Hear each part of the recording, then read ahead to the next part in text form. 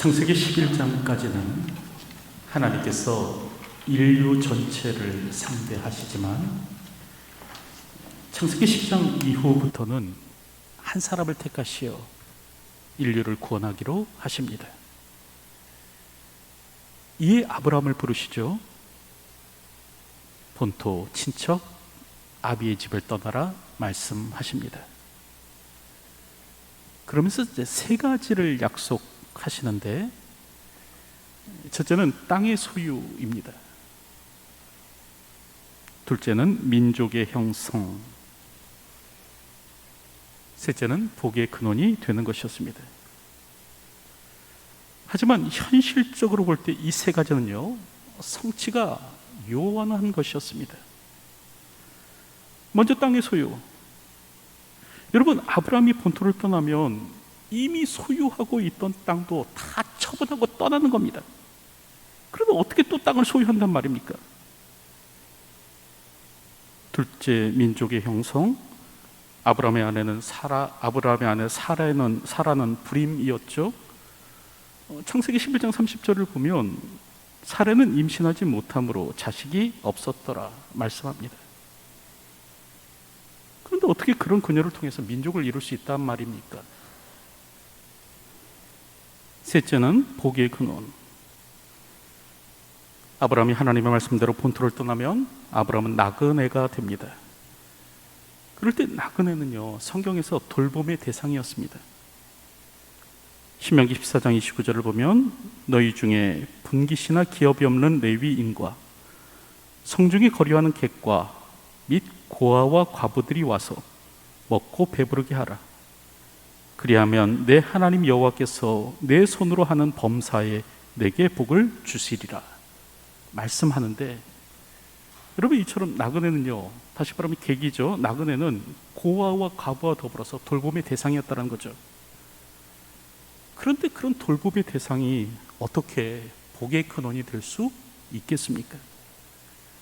아니, 사람들로부터 불쌍히 여김을 받는 사람이 어찌하여 복의 근원이 되겠는가? 그럼에도 아브라함은 하나님의 이 현실성 없는 약속을 믿고 순종합니다. 그래서 히브리서 11장 8절을 보면 믿음으로 아브라함은 부르심을 받았을 때 순종하여 장래의 유업으로 받을 땅에 나아갈새 갈 바를 알지 못하고 나아갔으며, 믿음으로 순종했다 말씀하는 거죠. 여러분, 이쯤에서 우리가 한 가지 기억해야 할 것이 있죠. 그것은 믿음이란 주판을 튕기기는 아니라는 겁니다. 머리를 굴려서 실현 가능성을 따져보고 성공 확률이 높아 보이면 따르는 것, 이거는 아니라는 거죠.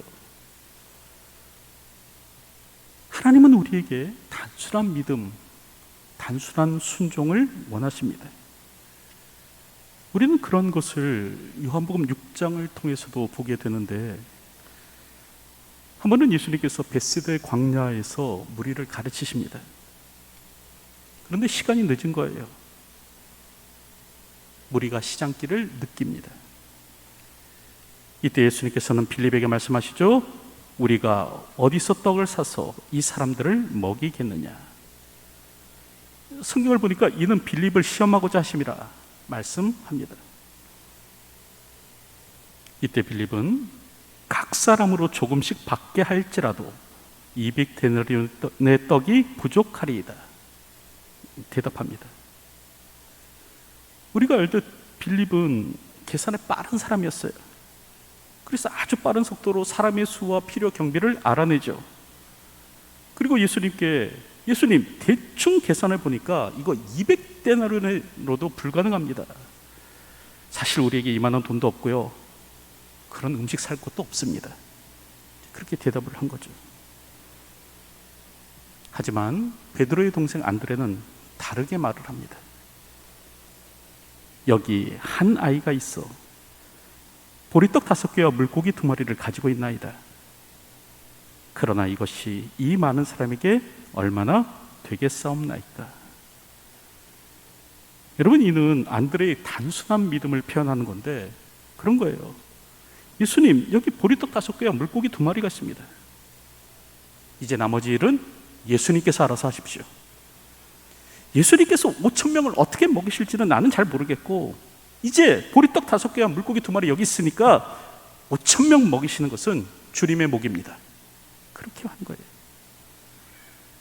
빌립과 같이 머리를 굴려서 실현 가능성을 따지면서 말씀드리기보다는 주님을 믿고 의지하는 것이죠. 여러분, 물론 빌립의 생각처럼 빈들에서 5,000명 먹이는 일은 불가능한 일입니다. 어떻게 아무것도 없는 빈들에서 남자만 5,000명이 되는 사람들을 먹이겠습니까? 하지만 빌립이 간과하고 있는 것이 있었어요. 그것은 우리가 어디서 떡을 사서 이 사람들을 먹이겠느냐라고 하신 분이 누구냐라는 겁니다. 지금 빌립에게 불가능한 일의 가능성을 묻고 계신 분이 누구냐라는 겁니다. 이는 아브라함도 마찬가지죠. 아브라함에게 하신 하나님의 약속 3가지는 현실 가능성이 떨어지는 것이었습니다. 하지만 내가 너로 큰 민족을 이루고 내게 복을 주어 내 이름을 창대하게 하리니 너는 복이 될지라 라고 하신 분이 누구냐라는 거예요. 특별히 창세기 12장 2절부터 3절을 보면 여러분, 내가라는 말이 반복됩니다. 우리 한글 성경에는 내가라는 말이 2번 번역되어 있는데요, 히브리 원문을 보면 5번 되어 있어요. 하나님은 내가 말씀하시는 거예요. 여러분, 그렇다고 한다면 내가라고 말씀하시면서 큰 소리 땅땅 치시는 그분이 누구냐는 겁니다. 여러분, 그분은 말씀으로 천지를 창조하신 분 아니십니까? 무에서 유를 만드신 분이 아니십니까? 그럼 사람이 해야 할 일이 무엇일까요? 인간은 머리로 계산기 두드려 보는 거 아니에요. 재고 따지는 것이 아니라, 때로 오늘 우리는 아브라함처럼 또 안드레처럼 믿음의 단순성을 드러낼 수 있어야 하는 것이죠.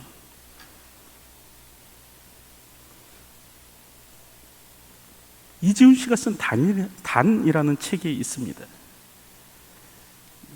이 책의 저자가 주장하는 것이 심플리시티, 단순성인데, 삶과 조직을 소리 없이 병들게 하는 것은 복잡성이다, 그런 말을 합니다. 그래서 구글이나 이케아, 지이나 또 에드워드 윌슨, 제러드 다이아몬드, 짐 콜린스 등 이 세계적인 기업들과 석학들이 단순성을 강조한다는 거예요. 여러분, 애플도 그러하죠. 2017년 그 애플의 현금 보유액이 영국과 캐나다의 외환 보유고와 같다고 합니다. 1개의 회사가 가지고 있는 그 현금이요, 웬만한 나라가 가지고 있는 그 외환 보유고보다 더 많은 거예요. 여러분, 그렇다고 한다면 애플은 무엇으로 성공할 수 있었는가? 그들은 제품을 만들 때 무엇에 중점을 두고 만드는가? 바로 제품의 단순성입니다. 스티븐 잡스는요, 극도의 단순함을 추구했습니다. 그리고 그 단순함이 소비자의 마음을 훔쳤고요, 결국 세계 최고의 기업이 된 겁니다. 여러분, 이는 유식업의 대부인 백종원 씨도 마찬가지입니다. 간혹 TV를 보면 백종원 씨가 식당에 대한 컨설팅을 해주죠. 그럴 때 무엇을 자주 요구합니까? 메뉴판에 음식 가짓수를 줄이라, 그런 말을 합니다. 김치찌개 집이면 김치찌개를 팔아야지, 김치찌개 집에서 막 돈가스도 팔고 짜장면도 팔고 냉면도 팔고 파스타도 팔고 동서양의 음식을 막론하며 팔면 안 된다라는 거죠. 그러면 힘이 들고 더불어서 이제 전문성이 떨어져서 사람들이 찾지 않는다는 거예요. 우리가 알듯 대박집은, 대박난 집은 냉면집이면 냉면 하나만 팔지 않습니까? 팔지 않지 않습니까? 냉면 팔면서 청국장까지 파는 집 별로 없습니다. 여러분, 이처럼 단순성이 중요한 거예요. 그런데 이는 신학의 영역에서도 마찬가지입니다. 복잡성이 소리 없이 조직을 병들게 하듯, 여러분, 오늘 우리의 복잡한 속내가, 우리의 복잡한 계산이 우리의 신앙을 병들게 할 수 있습니다. 그러므로 이제 주님 말씀이라면 깊은 데로 가서 믿음을, 그물을 내릴 수 있는 단순한 믿음을 가져야 합니다. 밤이 새도록 수고하였을지라도 그 말씀을 하신 분이 누구인가를 기억하고 그 말씀에 그대로 순종하는 것이 필요하죠. 우리들이 밤이 새도록 수고하였을 때 잡은 것이 없지만은 말씀에 의지하여 내가 그물을 내리리이다 라는 단순한 믿음의 순종이 있어야 되는 것입니다. 여러분, 그럴 때 오늘 성경을 보면요, 아브라함에게는 이런 믿음, 이런 순종이 있었어요. 그리고 그런 믿음으로 하나님께서 보여주실 땅으로, 보여주신이 아닙니다, 보여주실 땅으로 나아갔는데, 창세기 12장 5절을 보면 아브라함이 그의 아내 사라와 조카 롯과 하란에서 모은 모든 소유와 얻은 사람들을 이끌고 가나안 땅으로 가려고 떠나서 마침내 가나안 땅에 들어갔더라 말씀하죠. 그러니까 하나님께서 보여주실 땅은 바로 가나안이었던 겁니다. 그런데 이 가나안에 이미 다른 거주민이 있는 겁니다. 6절의 말씀과 같이 아브라함이 그 땅을 지나 세겜 땅 모래 상수리 나무에 이르니 그때 가나안 사람이 그 땅에 거주하였더라. 이 가나안의 함족이 이미 그 땅에 거주하고 있는 겁니다. 이제 그 결과 아브라함이 그 땅을 지나서 세겜 땅 모래 상수리 나무 있는 곳까지 이르게 되었다 말씀하는데, 여러분, 이는 상황이 그렇게 막 썩 좋지 않은 그런 것이었습니다. 왜냐하면 상수리 나무가 있는 곳은 뭐냐면 기름지고 토지 소산이 좋은 곡창지대라는 말이 아니에요. 다시 말하면 이는 평지가 아니라 산지라는 그런 의미입니다. 이미 농사하기 좋은 땅은 가나안 사람들이 다 차지하고 있고요, 산지로, 외곽으로 밀려났다라는 말입니다. 그럴 때 하나님께서 나타나시죠. 그리고 아브라함에게 말씀합니다. 내가 이 땅을 내 자손에게 주리라. 이 가나안 땅을 주겠다 말씀하시죠. 그럴 때 오늘 성경을 보면 아브라함이 한 일이 무엇인가?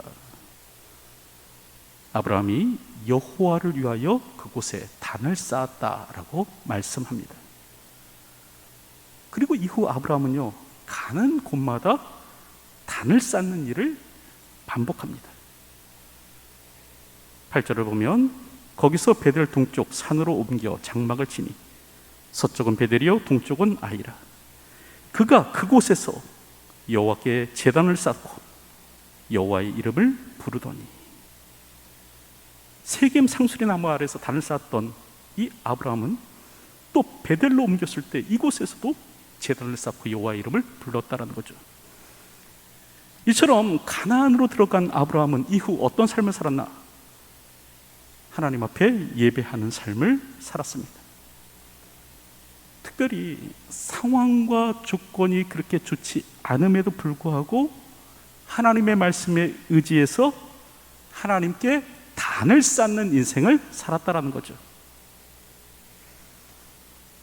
홍수의 심판으로부터 구원받은 노아가 하나님께 단을 쌓는 일을 최우선으로 한 것처럼 아브라함 역시 하나님 앞에 제단 쌓는 일, 다시 말하면 예배하는 일을 최우선으로 여긴 겁니다. 여러분, 이처럼 하나님의 사람의 특징은 무엇인가? 바로 예배입니다. 어떤 상황 속에서도 예배하는 자로 산다라는 것이죠. 우리가 알던 예배는 하나님의 가슴을 요동치게 하는 행위입니다. 그래서 요한복음 4장을 보면 하나님이 어떤 사람을 찾으신다고 하십니까? 예배하는 자를 찾으신다고 하지 않으십니까? 예수님께서 유대를 떠나 갈릴리로 가시죠. 이때 이제 사마리아를 통과하십니다. 보통 유대인들은 이 사마리아 땅을 지나가는 것을 꺼려하지만 예수님께서는 이 사마리아 땅을 지나가시는데 그때 이제 수가라는 동네에 이르게 됩니다. 우물에서 한 여인을 만나게 되고 그 여인에게 가서 내 남편을 불러오라 말씀하시죠. 이때 이 여인은 재빨리 화제를 전환하는데 당시 유대인과 사마리아인 사이에 있었던 예배 논쟁을 꺼냅니다. 예루살렘에서 예배하는 것과 이 사마리아인들의 성전이 있는 그리심 산에서 예배하는 것, 이 두 가지 중에서 무엇이 옳습니까? 이런 질문을 예수님께 던진 거예요.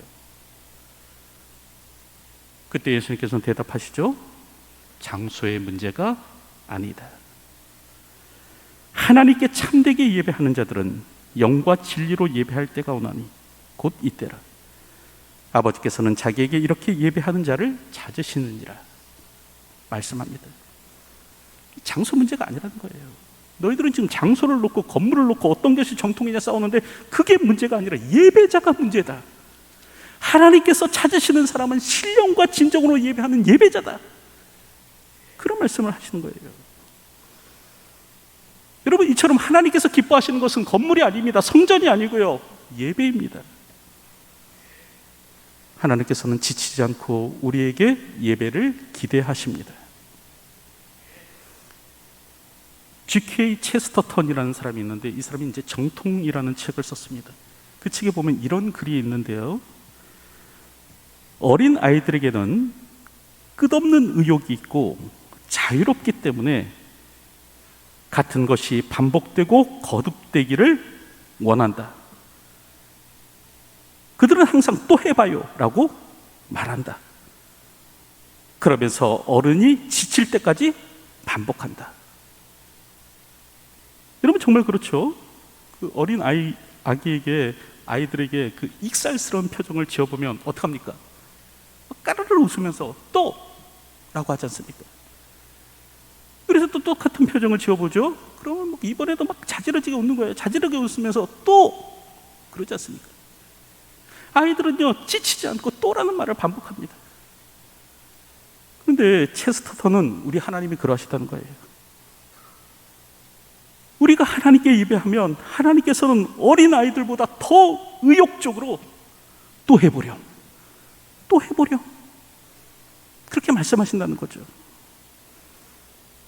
하나님은요, 우리의 예배를 받으시면서 행복해 하시는 분이십니다. 우리의 예배를 무엇보다 기뻐하세요. 환한 미소로 우리의 예배를 바라보고 계시는 분이십니다. 예배는 하나님의 가슴을 뛰게 하는 행위예요. 하나님은 예배하는 자를 사랑하시며 예배하는 자를 찾으십니다. 그러므로 우리는 환경을 뛰어넘는 예배자가 되어야 돼요. 좋을 때만이 아니에요. 편하고 즐거울 때만이 아니죠. 어떤 상황, 어떤 형편에서도 하나님 앞에 예배할 수 있는 자가 되어야 합니다. 그래서 그런 찬양이 있죠. 간혹 목사님 중에는 그 설교 중에 이렇게 찬양하시는 분이 계십니다. 그렇죠? 특별히 이제 분당 우리 교회 이찬수 목사님도 마찬가지인데, 근데 이제 공평하신 하나님께서 이찬수 목사님에게 찬양의 은사는 안 주셨어요. 제가 들으면 참 발성도 그렇고 음도 떨어지고 소리도 그렇고 참 거시기 합니다. 그런데도 찬양을 자주 하세요. 이렇게 설교 중간에 찬양을 자주 하세요. 그래서 저도 이제 그 모습에 힘을 얻어서 설교 중에 이렇게 찬양을 하려고 했더니 아내와 딸이 적극 반대했습니다. 하면 안 된다는 거예요. 그래서 이 시간에 찬양 대신에 그 가사를 읽어드리려고 하는데, 여러분, 이런 찬양이 있어요. 부르신 곳에서 나는 예배하네. 어떤 상황에도 나는 예배하네. 부르신 곳에서 나는 예배하네. 어떤 상황에도 나는 예배하네. 여러분, 우리는 부르신 곳에서 어떤 상황에도 예배할 수 있는 사람이 되어야 합니다. 예배는 인간 존재의 목적입니다. 하나님께서 우리를 창조하신 이유예요. 그래서 초대교회 성도들이 목숨 걸고 예배하지 않았습니까? 예배로 모이면 사자밥이 되는 상황이었음에도 하나님 앞에 예배하기 위해서 지하 무덤을 찾아서 그 무덤으로 가서 하나님 앞에 예배하지 않았습니까? 한두 번 예배 건너뛰면 뭐 큰일 나나? 꼭 모여서 예배해야 돼? 집에서도 예배해도 되잖아. 하나님이 교회에만 계시고 집에는 없어? 여러분, 그럴 법도 한데 저들은요, 초대교회 성도들은요, 그렇게 하지 않고 생명을 내어 걸고 하나님 앞에 예배하더라는 거예요.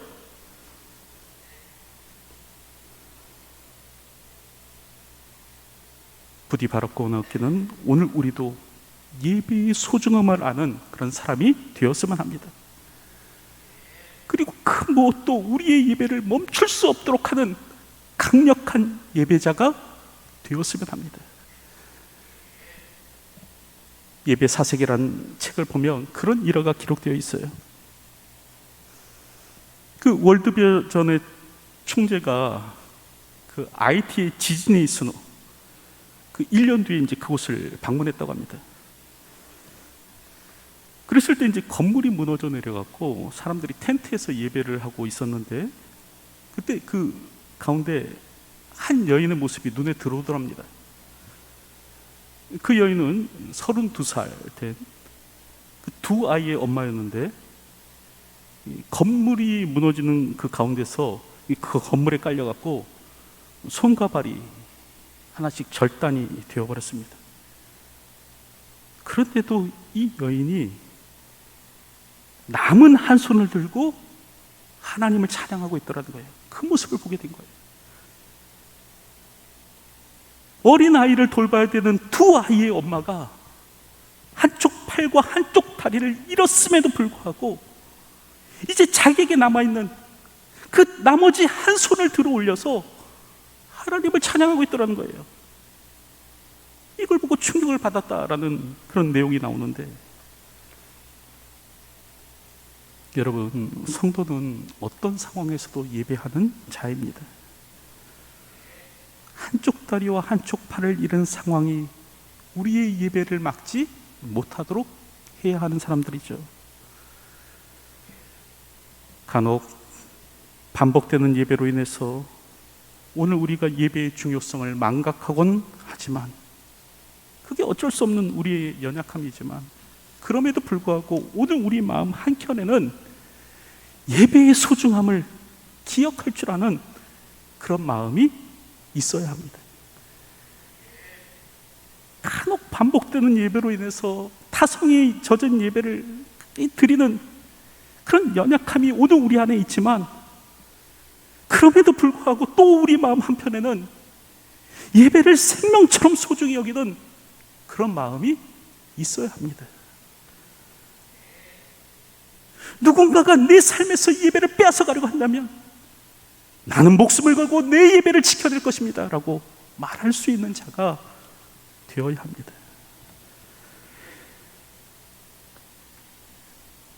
이제 말씀을 맺으려고 하는데, 여러분, 우리에게는 믿음의 단순성이 필요합니다.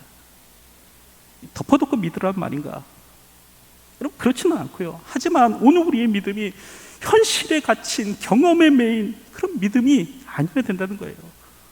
때로는 오늘 우리가 하나님 앞에서 그 말씀에 대해서 심플한, 담백한, 다시 말하면 재고 따지지 않는 믿음과 순종으로 하나님의 말씀에 반응할 수 있어야 된다는 거죠. 하나님께서 아브라함에게 하신 세 가지 약속은 현실적으로 성취가 요원해 보이는 것이었습니다. 그럼에도 불구하고 아브라함은요, 재거나 따지는 일보다는 믿음으로 그 약속을 붙듭니다. 그리고 아주 단순하게 순종하는 거예요. 그리고 그런 믿음 가운데 예배자로 살아갑니다. 아브라함은 가는 곳마다 제단을 쌓았어요. 환경이 좋아서 쌓았는가? 아니요. 환경이 녹록지 않음에도 불구하고 나의 환경이, 자신의 환경이 예배를 방해하지 못하도록 하였습니다. 그는 발걸음이 닿는 모든 곳에서 하나님을 예배하는 예배자로 살았어요. 동일한 모습이 우리 안에 있기를 소망합니다. 예배는 목숨만큼 소중한 겁니다. 생명처럼 지켜가야 할 것이에요. 하나님께서 기뻐하시는 겁니다. 인간 존재의 목적이 여기에 있습니다. 오늘도 이 같은 사실을 알고 하나님의 가슴을 뛰게 하는 예배자로 이 땅을 살아가는 저와 여러분들이 되시기를 주님의 이름으로 축원드립니다. 기도하겠습니다. 하나님, 현실에 매이지 않는, 경험에 갇히지 않는 단순한 믿음으로 이 땅을 살아가는 저희가 되게 하여 주시기를 소원합니다. 말씀하신 이가 누구신가를 기억할 수 있도록 도와주시고 그 말씀에 담백히 순종할 수 있는 저희가 되게 하여 주시옵소서. 더불어 그런 믿음 가운데 예배자로 살아가는 저희가 되기를 소원합니다. 어느 곳에 있든지 어느 장소에 있든지 부르신 곳에서 어떤 형편에 있든지 어떤 상황에 있든지 하나님께 예배할 줄 아는 자로 이 땅을 살아가는 저희의 삶이 되게 하여 주시옵소서. 예수님의 이름으로 기도하옵나이다. 아멘.